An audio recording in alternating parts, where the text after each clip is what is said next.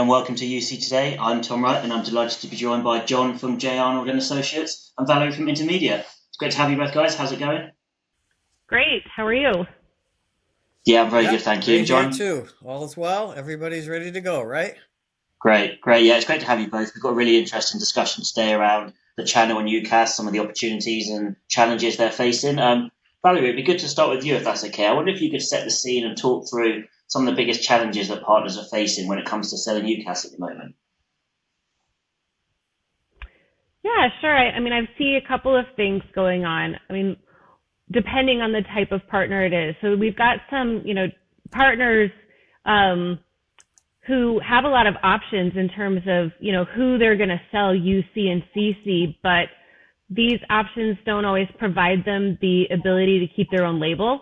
So white labeling, I think, can be a big deal for some of our partners who are looking to sell UC and CC. And I particularly see this too with service providers right now as they're looking to expand their own portfolios from traditional PBX and move into the UCCC space, and their white label is really important to them. And we've seen news about BroadSoft and Metaswitch not really updating their platforms right now to support UC and CC, so they're also looking for alternatives. These are all things that we've been hearing at the industry events that we've been going to, and as we're talking to partners.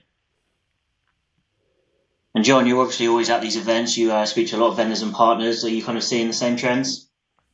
Well, yeah, certainly the white label is a big part of the story. The partners want to have some, the branding can add some value. But I think too, there's the back end of it all too, right? Is how do you, it's not just selling the UCaaS and everything around it, but it's also, how do they support those customers? And so the more a partner can a vendor can support the partner with both, front end and back end capabilities and make it as kind of smooth for them so they don't have to be that hands on to manage things. It makes a big difference because, it's one thing to be just selling stuff out of the box. You might as well just order it off the web. But here, the partner, the channels have to find a way to kind of instill a value layer that they bring on top of it. And so that white label is one piece of it, but the more that they can take it beyond a commodity is really, I think, what the end customers are going to see the most value in, right? Because Yeah. at the end of the day, right? I mean, I hate to say it, but Teams is dominating so much, and there is, people want alternatives, and there's all kinds of reasons why that would be a good thing to have. So the more channels can offer choice, I think the better. Yeah, that's well put. I agree. And obviously, we're talking about UCaaS. The cloud migration is still a huge opportunity for partners, but there's still a few businesses that are perhaps a bit reluctant to move to the cloud. And Valerie, I wonder if you could talk through some of the things you're seeing there and what might be some of the trends behind this reluctance for some businesses. Yeah, I mean, we absolutely know that there's still a massive opportunity for many businesses, especially larger businesses, to move from their on-premise solutions to the cloud. And we're even seeing some interest now in cloud-to-cloud solutions, maybe cloud solutions that were put in hastily, not well thought out Band-Aid solutions, and now companies are looking for something a little bit more robust. I think that the questions are probably, and the reluctance is just in change. Change is hard, and it's hard to embrace the reason to change, especially if their current solution is paid for and is working. They don't realize any of the hidden costs associated with managing those solutions and the efficiencies I think that they can gain to need to go into the equation for them. The other thing that I don't know that people have wrapped their minds around yet is how AI and some of those efficiencies are really going to influence and provide some competitive advantage to organizations in the future. And they're going to have to adopt the cloud to be able to take advantage of those technologies that are really starting to, spin up, but not everybody knows exactly what it means yet. Yeah, I can add a bit to that as well, Tom. I think there are kind of two forks in the road for a lot of this, and one of them is there's going to be very practical scenarios where, it might be the regulations in their particular vertical, or just the mindset that's kind of tied to a complex legacy deployment that's been built up for many years. That's especially true in the contact center, where it's kind of like a Frankenstein thing that's very difficult to unpack, and you don't want to, mess with that unless it's really broken. So there's good reasons to kind of stay the course for what you're doing, even though it's going to be holding you back a bit. But there are hybrid approaches, right? Where a lot of the vendors will can give you the best of the cloud without going fully there. So that's the second fork, is the level of understanding or maybe some misperceptions about cloud, because it up front it looks like, oh, it's basically an OpEx play, so it's easier on the budgets. Long term, actually, cloud is going to be more expensive because you're continually paying for it. But the difference with prem is that with cloud, it keeps getting better. So the value of what you're doing actually rises. So you may spend more over time, but you're getting more value because of the capabilities it brings. And I'm with you, Valerie. The AI is a bit of a potential curveball to this. It shouldn't. No one really knows how it's going to play out, but I would very strongly say AI should not be a reason to not go to the cloud. You can do a lot without it, and just do some baby steps with AI, and you'll find, it's not as scary as it looks.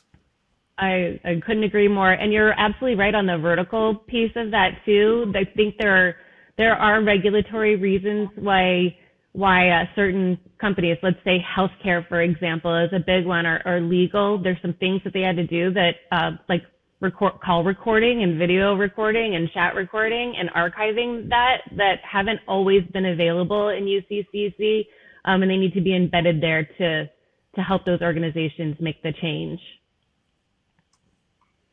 Yeah, so John, staying with kind of the AI theme, do you see it as being a driver that will kind of help nudge people towards the cloud? Is it quite that powerful? Short answer is capital YES, yes.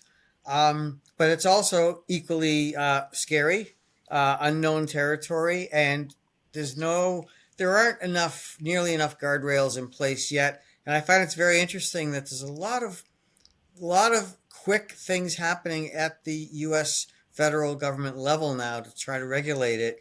And I've been saying for a while, this year there's going to be some pushback to AI in general because it's moving just too fast for everybody. And so there's it's a lot of hope that you're pinning to this thing. But I will say that, I talk to all the vendors, and if they're not AI first, they want to be. And no one can afford to miss this bus, and they have to have the offerings for it. And I think the challenge is to stop talking about it as AI and just talk about it as the benefits and the outcomes you're trying to enable. And I think the less techno speak you give to this, the better the chances you're going to have. I mean, right up and down the line, Valerie, for the value chain. What customer, what channel partner, what integrator, what vendor, what platform provider really understands this stuff? There's only so many PhD data scientists to go around. The rest of us are just like, we're nodding our heads and say, "Oh, that sounds cool. That sounds cool." And okay, but it's developer driven, and it's very complicated. But if you put it in the right hands, it can do a lot of good things. You know, Yeah. So what we're seeing is specifically with small businesses that is saying the words AI is not, it's more of a detractor than it is like something that makes them want to move to the cloud. They're like, no, I'm just a small business. I don't need AI. And I don't think people realize how much they're using AI today when they don't even know that it's AI. To your point, John, they're just not calling it that. They're calling it what it does. So I think when people see short demos, for example, of how like a chat bot inside, your IM, you can basically Google or chat GPT, right, embedded without leaving like your UCCC platform. If they can see how that works and watch a demo of it, they're going to be like, oh no, I get it. That's cool. Just not referring to it as AI is an efficiency, and where is it going to take you? It'd be way less scary. Yeah. Yeah, and I'm glad you mentioned the small biz segment, Valerie, because they're probably like the least sophisticated and probably more cost driven than anything else. So that's the not the thing to be talking to them about. But when you can hit their pain points and say, how do you compete more effectively with ecom guys, with bigger competitors and all that stuff and become more agile, you start putting it in those terms and say, you know what? And it doesn't have to be that expensive. Just focus on where it can help. And and the biggest thing that I tell people is don't get too ambitious with AI out of the gate, but just keep in mind it's something that when you deploy even a small thing like a chatbot, it gets better as you use it. So don't think of it as like a point solution out of the box. You know, PBX does the same thing 20 years from now it will do today. AI is not like this. It's a very fluid idea. So you got to be in the right mindset to work with it. Yeah, I agree. I think it's quite easy to go straight down the AI avenue, isn't it? But there's so much to talk about when it comes to kind of the opportunities and the challenges for the channel. And John, I'd like to pick up on something you mentioned just now. You mentioned that you speak to all of the vendors across the board. I wonder if from your conversation you picked up on anything that vendors could be doing more of to help help partners bring their customers on the cloud migration journey and give them a competitive edge as well. Yeah, well, there's a couple of things there. You said specifically about cloud migration journey, right? And I think that's the bigger story. Like AI is going to subsume everything, whether we like it or not. But cloud is as you said, Valerie, the cloud op is still very much in play. It's early innings, all that stuff. And I think you have to kind of like it's a precondition for AI. You can't do it without it. There are AI applications that can still work with prem based, yes, but it's pretty limited compared to the really valuable stuff. So I think what you're trying to do with cloud is talk about future proofing. Is to say, listen, if you're only thinking ahead 6 months, no, we don't need to do this. But if you're thinking longer term for the value of how you grow your business and stay competitive, you just have to point to them and say, listen, there isn't, every single vendor is moving from, they've already moved from hardware to software, and now they're moving from prem to cloud.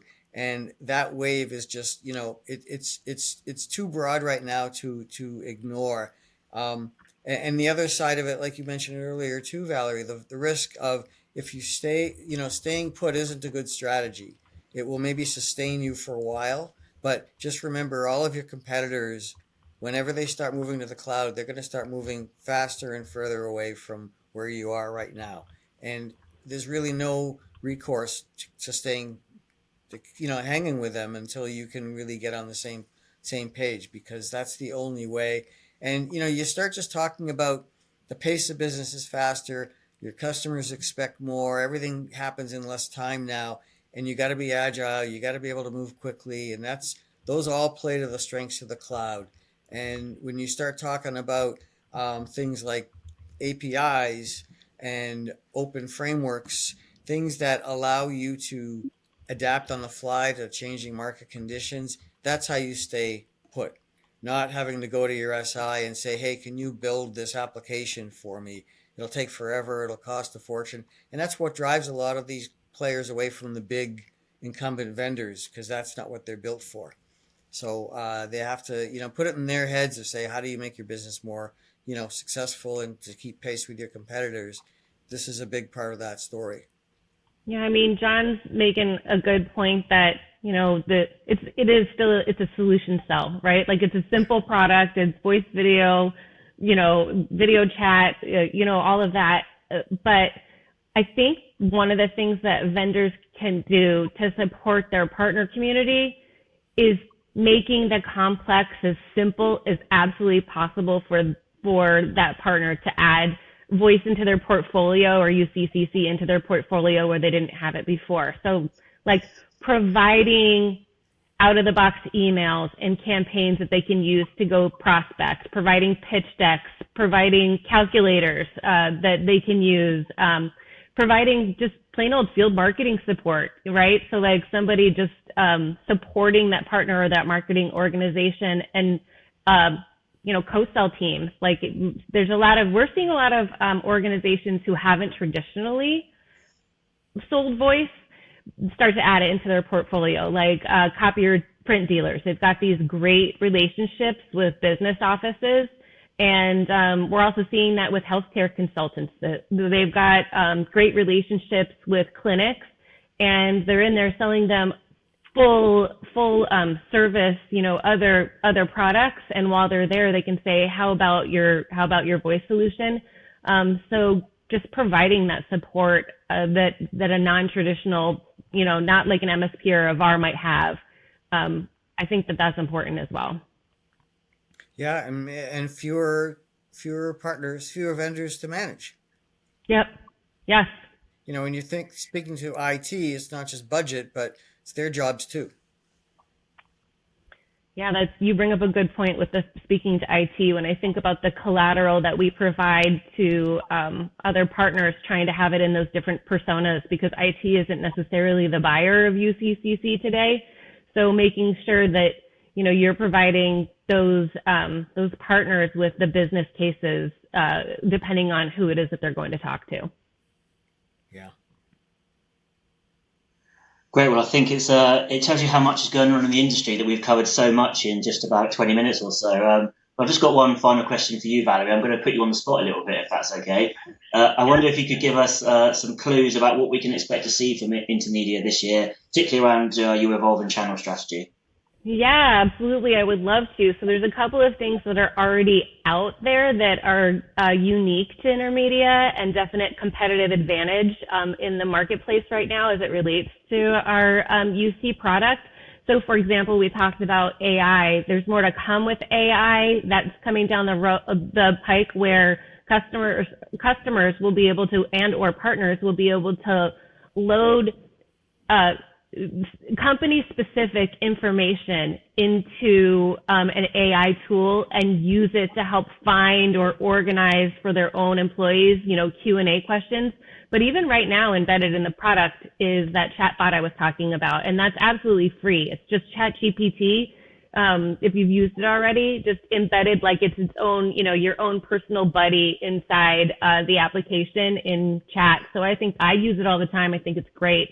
Another thing that we have today that's included in the products that more and more people ought to know about and talk about, it's only going to get better, is rolling 30 days of archiving.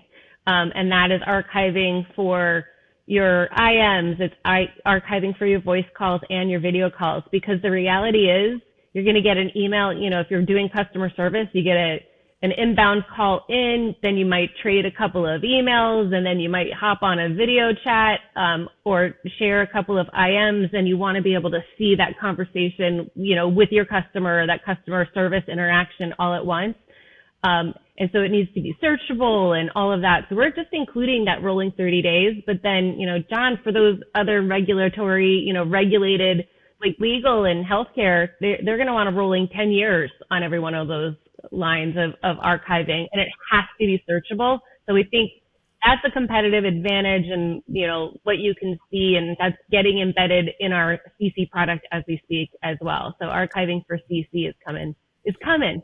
Yeah, I'm glad you mentioned that, Valerie, because I have followed what you guys have been doing with that for quite some time, and this actually is just a quick aside, Tom. It ties into the AI story, because AI is all about data. And the more data you have that you can access that can be used by AI, the more it can fine tune its capabilities. So the acronym for our listeners here to keep in mind for later in this year is LLM, and that stands for Large Language Models.